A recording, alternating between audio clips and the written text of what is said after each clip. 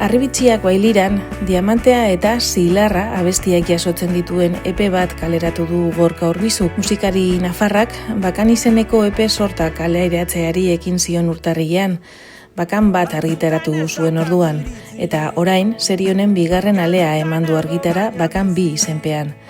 Disko labur hau Londresko Abbey Road estudioetan grabatu zuen udan. Harribitxien kontu horrekin ideiak botatzen hasi ginen eta arrobiaren ideia atera zen, bilaketaren kontzeptu hori ere bai, hor bateatzen dira bilatzaile batzuk, bai egunez, bai gauez, eta nik harriguriko esan nien, apur bate edertasunaren bilaketa hori, eta oso mundu, eta aro krudela eta zinikoa bizi dugu, eta horren aurrean gauza txikien ez dakit. Edertasuna edo xamurtasun hori hortan uste du badagola zer harakatu edo, eta nik musikarekin orain, harrika hortan nagola esango nuke, apur bat. Ritmoak hasi dantzagarria da, hasiera batetik apur bat aldentzen da, ala atera da. Aldiz letra nahiko ez dakit reflexiboa da, edo ez dakit nola esan, ez.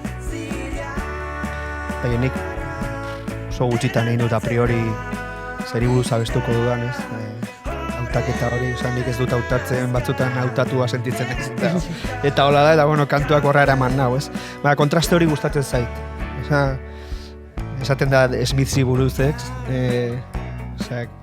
musika erdialaia edo dantzagarria, eta aldiz letrak super down. Eta badago zerbait hortatik. Nire musika azkeneko proiektu honetan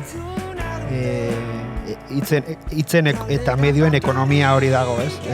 Gauza gutxirekin eta negozio modu soil batean gauzak transmititzeko intentzio hori, ez? Eta batzutan lortzen dut, eta batzutan, pixka katramilatu egiten zara, eta kantua bada kuadrilatero bat izaten dut, ez? Hor borrokan egin behar duzuna, baina markatze izuna muga batzuk, eta batzutan dauzkazu ideia edo barra batzuk inkreibleak, baina igual kantuak ez izuzten. Ez du enkajatzen da pieza, ez? Zu daukazu pieza borobil bat, eta zuloak arratu da batean, endezen, kauen dio.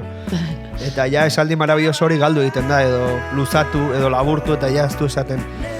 Eta inkluso kantu hauetan gertatu zait beste mobidetako bada kantua betirako dela, ez? Eta batzutan, gertatu zait kantu hauekin grabatu, eta ondoren esaldi hobea etortzea burura. Urrengo baterako. Eta kriston amorroa daukat horrekin. Bai esango dizut, nik sentitzen dudala,